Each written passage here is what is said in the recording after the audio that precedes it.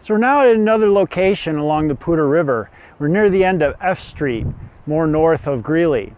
We're still along the Poudre River Trail that you can see over on this side. And what's excellent about this location is not only can you see a lot of carp, you can also sometimes see turtles on the far side of the bank. Unfortunately, I haven't been able to get a camera on one of them as of yet.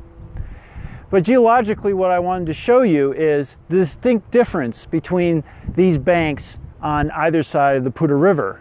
Notice how this one is very sharp and it has overhang in various locations.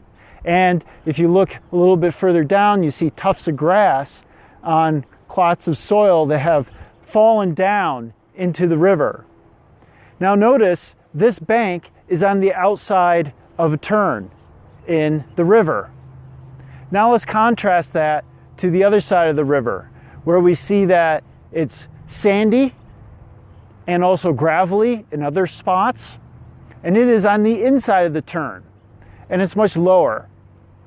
And what we're looking at is a cut bank on the side that I'm standing on, and a point bar on the inside of the turn of the stream.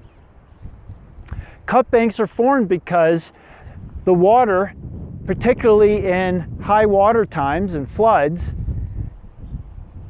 predominantly travels on the outside of the turn. And so we have higher velocity waters there, particularly during flooding times. And we know higher velocity waters have the ability to erode and transport sediment. So the river is constantly cutting away on the outside of the turn, hence producing what we call a cut bank, because it's constantly being cut back. On the inside of the turn, we have lower velocity waters, and so we predominantly have deposition there. So over time, this channel is slowly migrating this way. And we can think about what that means for the Poudre Trail to the side of me and this bench as well. Over in the next maybe decade or so, the river is going to continue to migrate this way and basically destroy the bench and the Poudre River Trail. And we can see that this has happened in other cut bank locations along the trail, such as just a little bit upstream from here, where we can see that the Poudre River Trail was undercut so much the concrete has fallen into the river, and the trail has had to be rerouted around that area.